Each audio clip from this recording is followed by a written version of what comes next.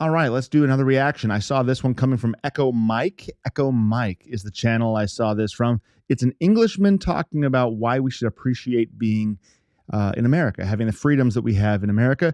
The 4th of July was just a few days ago, so let's check this out and see what Echo Mike has to say about being American.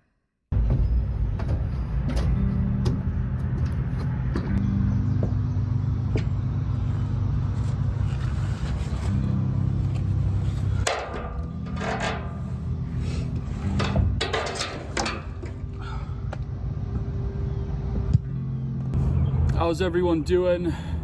So it's 4th of July, just got done with the workout, and want to give just a quick video on my thoughts of living in America as an Englishman and kind of that perspective of a foreigner living in America in 2024. Cool concept, a foreigner living in America in 2024. He is an Englishman, so we have some history, some lineage there that relates with July 4th as well, right? So this is going to be interesting, and let's see where he goes with it. First of all, I want to start off by saying that I'm proud to be an American. I'm proud to be an American citizen. I was raised in the UK, but honestly, especially as the years go on, I see myself as more of an American than most Americans, and I think that... Interesting point. So a couple things already. Proud to be American, good. We don't want anyone living in a country that doesn't want to be proud of that country. So if you move here, and we are the melting pot of the world, so you would think that if you move to this country, you will be proud to live in this country. But that might be a naive thought to begin with. But then he says that he thinks of himself more as American, as a more of an American than Americans, which is probably true. I mean, if he's already proud of being an American, yeah, there's many Americans who are not proud of living in this country, who actually hate their country. So yeah, I bet he's right. My friends that know me would agree with that also. And that's sad. And it is sad. I'm going to get into that a little bit later. But why is America special to me? Well, what I've done and accomplished cannot be accomplished anywhere else in the world, and I think that foreigners understand this, people that aren't from America understand this, and people that have only been in America and have never left actually don't understand this. There's this idea that these countries are better and there's somewhere else better in the world, and I'm telling you that is not the case. Nowhere else in the world can you get out of the class system. In the UK, there's very much a... The ability to achieve, the ability to climb, the ability to capitalize on your willingness to work. This morning, I posted a video about doing hard things, willpower. It was all about how working out, discipline in working out is, for me at least, not about building muscle and getting strong and all that kind of stuff, looking good in the mirror, although those things are fruits of that discipline, right, of working out. But it's for exercising my will, because my garage is my gym, and many times, most days, even on workout days, I don't want to go out there. I don't have an excuse. It's right there, and yet I make excuses. So he's touching on a note here that in this country, unlike in other places, we have the freedom, the ability to reach for whatever stars we want. Now, this isn't necessarily a theological concept, right? And that's what we normally talk about on this channel. But there is something about, in our civic state, in the country we have the most freedom in the entire world to better our lot in life. And there is a doctrine of vocation that applies to this, that you can, in keeping with the doctrine of vocation, extend yourself to where you can best serve your neighbor.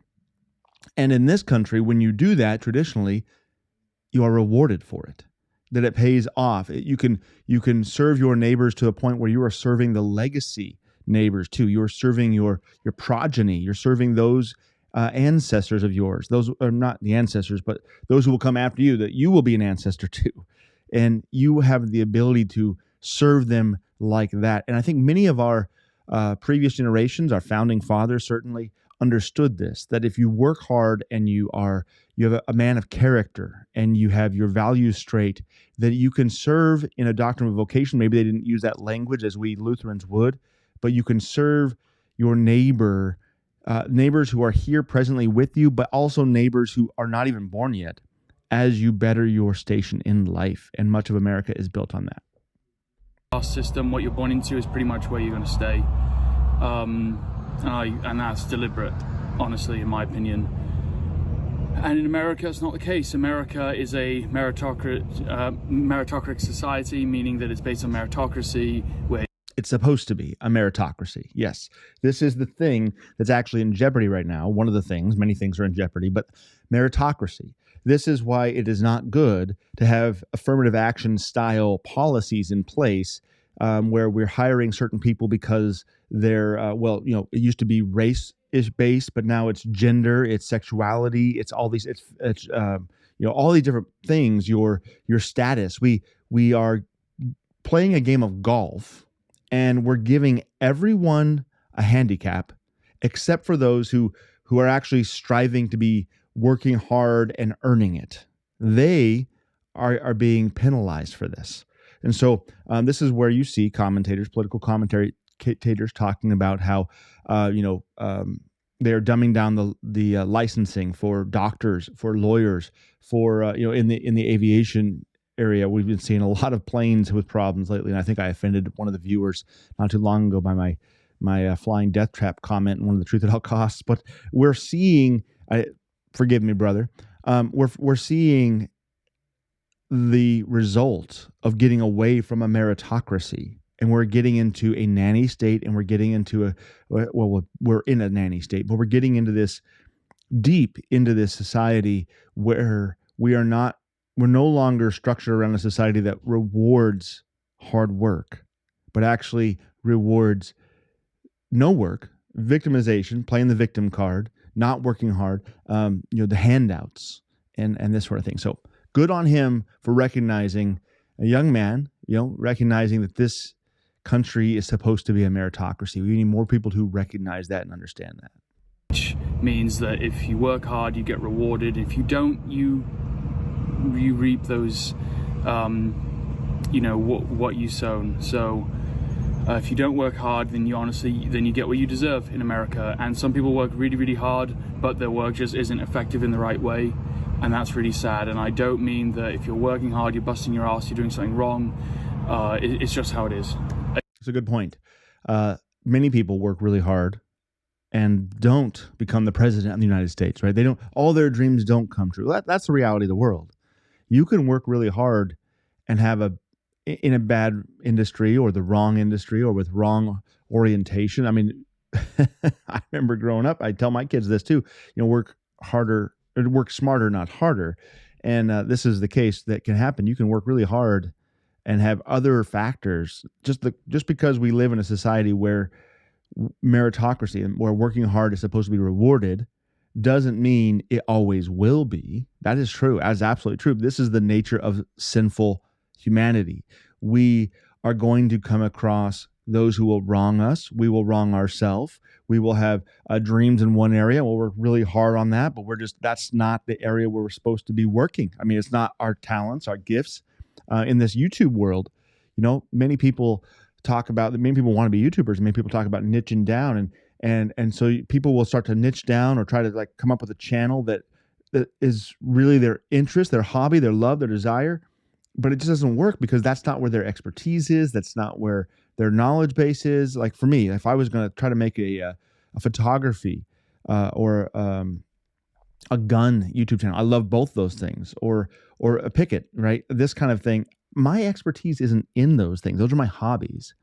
So I'm not going to see this kind of success that if I work really hard in that, I won't see the same sort of rewarded success, however you measure that, and the YouTube example, as I would by focusing on the area of expertise that I do have in theology and pastoral issues, right? Being a pastor, I'm taking I'm taking what I know, what I'm trained in, and I'm using that expertise to benefit you guys, but also to benefit my work. The hard work I put in is paying off because I know something about this area that I'm putting all this work into. Whereas if I was to do that with a YouTube channel on photography, I could put in the same amount of work, but I have no expertise in that. And I'm going to be working even harder against the grain because that's not the world I live in. I live in the church world. I have connections and relations and interactions with you guys in the church world. I know nothing about the photography world. So that's just one kind of example. There's 1,000 other reasons why you can work really hard in this world and get nowhere. So that's not to say, all that is to say, it's not to say it's a guarantee that if you bust your butt, you will achieve all your goals. That's not reality. But more so than not, we have the ability to do that. And then the cream will rise to the top, so to speak. It's just how it is. That is reality. So if you work hard in the right ways, then you'll get rewarded in America, and you can work up from being poor to extremely rich and successful. And there are countless examples of that. I don't need to go through them here. And that's really special because in a lot of other countries, you kind of just accept what you're born into, and that breeds a mentality of go to the pub on the weekends and don't do anything else. Whereas in America, if you want something better for yourself, you can do that, and more importantly, you can do that for your family, those you love, and you can change your family tree, which is something I very much intend to do with the opportunities that we have right here. Two interesting points here. First, I was starting to kind of wonder, and I will push back a little bit with this idea that you can accept, you ought to accept, it is good to accept that which you are born into, to do the thing your father did, to live in the family that you have received, and in the vocation that you have, that is your family's business, just like I was talking about a minute ago, to know that expertise and to really invest in it and to double down on it and continue in that family business, so to speak, or that family station. There's nothing wrong with that. That too is the doctrine of vocation. And many people, I think many more people in America would be happier if they would accept this idea that not all of us are meant to be the president of the United States, that you can't do everything you set your heart on. We live out this fantasy world. We tell our children a fantasy, a lie, and we build into them these expectations and these dreams. We actually incubate within their hearts this desire to want and to be not content with what they have. So there's a pushback on what he said there. And maybe that's the case over in the other parts of the world where they're born in that. And so there's like this, they have an easier way of understanding who they are and what they are and what lot they've been given in life by God, and not by a caste system, so to speak, but by God. And so they're more content. And that's a good thing. That's a wonderful thing. But should you have opportunity or want to have the ability to change, that's also a good thing. That's also a thing to make a lateral move, and then to, as he said there, and I loved that part, to completely change your situation for the better, not for yourself, as he pointed out, but for your neighbors, the closest ones to you, your family, your children, your children's children. And that really is where we want to hang our hats on as Americans who are Christians when we think about why we should seek out different goals and things. It's always about service to neighbor. If you're doing it for your own glory's sake, that's wrong motivation. If you're doing it to serve self, that's always the wrong motivation. But if you are living in a society where you have the ability to better yourself for service to neighbor, and specifically your spouse and then your children, but then also society at large, somebody who becomes a very successful business person and has his own company, his own employees and things like this. Now look, he's in a position where he can better all those people around him. He can make business decisions that if he had not changed his station, other people would be making those decisions, maybe less Christian people, less godly people, not God-fearing people. So people who didn't understand service to neighbor. But if you as the Christian get yourself into that higher position, now you can benefit and bless the employees under you. You can make their lives better. And this is the entire American system in a nutshell. This is the system that our children are being taught to hate when they go to the schools, the state schools especially, that as these leftists are teaching them that it's all about, capitalism is all about greed and all this kind of stuff. No, capitalism takes sinful man, our heart's desires, and it actually co-opts it and uses that for the benefit of our neighbor. It takes this desire that we all do have innately in us to self-serve and it reorients it in a way that very nicely matches up with the Christian worldview, the Judeo-Christian worldview, as we hear so often. And it parallels that. It takes captive your sinful desires, and it puts them to work for your neighbor, so that if you succeed, even the person who is looking for self-aggrandizement and becoming a celebrity and a hero and a star and riches and wealth and all the things, those people then still too end up benefiting those around them just by virtue of the capitalistic system, because for them to gain all their selfish desires, they do have to create sort of a wake that will benefit neighbor even against their own will. So it's a beautiful thing, really. But when you understand it, like this man does, like we do, like you do, it becomes an even more beneficial tool for the potential of service to neighbor. Let's see what else he has to say. So that's one reason America's special. Another reason is you have the rights here that no one else has in the world. You have the right to bear arms. It might not feel like it, but you have the right to bear arms. You have the right to freedom of speech. And it doesn't feel like it. Yeah, it's definitely the California, the right to bear arms. Doesn't feel like we have that right anymore. And freedom of speech, that seems like it's being attacked all the time too. But those of you here know that those liberties are every day getting infringed upon, and we need to work together to stop that. And that is so important. It's not a matter of take it for granted. Even if you think that you should have free speech and you shouldn't have the right to bear arms, fantastic. Guess what? Every other country in the world does not have that, so please go and live there, and let there be one place on this world that we can have those freedoms. Praise be to God for this guy. Yeah, isn't that what we always hear? You know, people are like, they're going to leave the country, they're going to move to Canada if the conservative candidate wins, somebody who will actually fight for our freedoms and for protecting our freedoms. And yeah, okay, good. Yeah, this guy's and coming from somebody who's lived overseas in other countries, even a country that seems to be similar to ours, seems to have Western cultural norms and freedoms and things. And he's saying that nobody else has it like we do. This is true. You know, I mean, Australia, England, you can't carry your gun like you can here. Even in California, we have much more freedom than they do. Now, that's not an excuse for the infringement we have in California. And as you said, we need to work together to fix that. But yeah, that's interesting to hear. I'm glad to hear that. Good job, man. Thanks, Echo Mike. Think of it that way. Cool. You know what? If every country's so much better, then please go somewhere else. But they don't. They don't ever go somewhere else, because even those people who claim to hate this country know that there is nothing better than the United States of America. And Truth.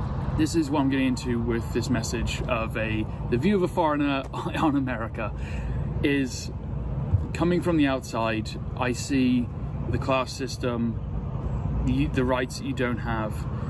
And I also see a country that's young and has lessons to learn. And America is going through a lot of growing pains right now. We're seeing a ton of political division. And I think it's important to say that those rights of opinions are your rights to have. You know, a young nation. Yes, we are. Yes, we are. Very young compared to all the other nations. Like these old, you know, like England, things like that, Italy, all the Western European nations were very young, and then other nations as well. China, ancient, right? Things like this. I think he's being a little optimistic. I don't know. Is this just growing pains? Are we just going through a season of growth, or are we seeing the decline? I tend to think we're seeing the end unless we do something. I tend to see that us at the borderlands of the empire that is America, right? The Empire State Building, the Empire State, all that kind of stuff. I see the end of the American experiment if we don't right the ship. Maybe I'm more of a pessimist. This guy seems to be an optimist, and I hope he's right. I hope I'm wrong. Absolutely. But at the end of the day, the right ideas and the correct ones will win. And unfortunately, we have to experience the bad ones. And I think what's happening now is oftentimes the bad ideas have the best labels and the best intentions of the uneducated, I'll say. But the truth is that the best things long-term often means sacrifice in the now or constant sacrifice along the way. Absolutely. Absolutely. The left sells a instant gratification, to put it simply. They have an easy argument, an easy sell, handouts, free things. We will pay off your student loans. You can come to this country. You just come on in. We'll sell you the dream. No, not even put any paperwork in front of you. Just come across, and you're allowed to be here. You can abort your child if you want. No strings attached. No murder charges. Nothing like that. You can. Hey, we will help you chop off your genitals if you want. Like, it's all easy to grab, low hanging fruit, free. Instant gratification. And yet, the better choice, the harder road, the narrow path, as the Christian would understand it. You know, the road to hell is a broad path. The narrow path, ultimately in Christian terms, is Christ. But in this analogy, in this comparison, the harder path, the harder road, the upper road, it is the one less traveled, all those kind of metaphors and sayings and things. It's a harder sell. It doesn't brand as well. It doesn't market as well. You can't put a slogan on it. And it says, hey, you got to work. you got to put in some effort. There's no free lunch here. There's no welfare state. You get to be independent. You get to be free. That means no one's coming to clean up your mess. That means no one's handing out anything free. That means if someone attacks you, you got to defend yourself. If you want property and you want to maintain it, you got to maintain it. These things are hard sells for a nation that doesn't have, back to the thing I said earlier about my post, willpower, that doesn't have a desire to be free. We take the freedoms that we have for granted. It is an anomaly in human history to find a free people. People are usually enslaved. And this is why this resonates so much with us as Americans and as Christians, because as Christians, we know that freedom, spiritual freedom, eternal life in Christ, it too is for a few. That most people, they prefer to be enslaved into their sin. Just like most people in the civil realm prefer to be enslaved by their government. It is odd. It is an anomaly to find a people that wants to be free, that wants to put in the work to be free, and is willing to do that, to have the will to hold on to it. We don't see it, which is why I tend to be a pessimist, because I don't think we have the wherewithal to hold on to it. But again, I pray I'm wrong. And that goes for the gym, that goes for your career, that goes for anything in life. Is the right decision is always the one that's going to hurt you a little bit day by day, and it's going to be a little bit inconvenient as time goes on. Yeah, it's starting to rain now, so you might hear a little bit of background noise on these bleachers, but I'm going to continue. So, guys, America is a beautiful country. America is a dream. America is going through growing pains, but let's fight for her. Let's not give her up. And there's nowhere else like in the world, and appreciate what we have, but appreciate that what we have could be so much better, and we have strayed so far from what America was meant to be, and we need to get our country back to what it was meant to be, which is a place of life, liberty, and the pursuit of happiness. And we need to set the example for everybody in the world. It is not the jobs of politicians to sit on a stage and say that to the UN. It is the job of American citizens through our lives and social media to show the rest of the world that 10,000, 100,000 social media accounts of Americans are showing the rest of the world what their life is like. What he's getting at, I would say, is to walk the walk. Don't just rely on a mouthpiece to say what we are. We need to actually be what we are. And we can pull that off of social media too. I mean, he's talking about presenting before the world who we are. But I would say just in our daily life, and this again resonates with the Christian, you and I, we need to not just say we're Christian. This is where the nominal comes from, right? Nominal Christian, in name only. We need to actually be Christian. Same goes for American. If we want to hold on to our liberties, we need to actually use them. We need to actually embody them. We need to actually care when they're infringed upon and go out of our way and be burdened by the process of reclaiming them and getting them back. And not necessarily just for our sake. Again, back to vocation, back to service to neighbor, back to that's what being a Christian is. And this country was built on Christian ideals by a majority of Christians. There were others as well, but mainly Christians. And so this is why it's so part and parcel to the American identity, the Christian ethos, the Christian ideology, that we don't just say we're something, but we're people of integrity. We are the thing that we say we are. And just like in the book of James, you don't have to just judge it when, I say, you can look at my faith. Well, I'll show you my faith by looking at my works. Horrible paraphrase this evening, but there you go. We can show by our works what's going on in our hearts. Same thing with being American. If you're actually patriotic and love this nation, show it. Show it. Don't just say it. Don't just light fireworks on the 4th of July and have a barbecue with beer and burgers. Actually go to some council meetings. Go to some school board meetings. Get involved with your civic life. Actually say hi to your neighbor. Be a part of things. People may not like you. That's okay. Say the thing. In this country, you're free to do the thing. So do it. And then enough people will be motivated and inspired to do it as well. And fight for them to be able to do their thing, even if you don't like what they're doing, because that is freedom. That is freedom. See what else he has to say here at the end. As an example, not a politician going on stage, not invading a country and rolling in and showing them how great the Abrams is in the worst way. It's doing that on an individual level for everyone to see. And that starts with individual excellence and doing everything you can to be the best that you can. So, love your family, get out, work out, educate yourselves, live the American dream day by day, because the American dream at the end of the day is something we live every single day and that we need to keep alive, not something that is an idea to work towards. Well, it is, but it's accomplished by everyday actions of everyday normal people like you and I. So, no politician's going to save you.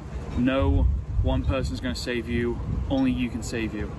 And if we all did that, and we all saved ourselves and became successful and lived the American dream and set a moral good example for us to follow, then everyone else is going to see that. That's going to improve the lives of everyone around us. Yes. And it's a domino effect that can go around this country. And maybe we should start with that moral example by not using the name of the Lord in vain. But you just picking a little something there. It's the only part of this video I didn't like, really, actually. So I don't know this guy. I don't know who he is. I mean, Echo Mike sounds cool.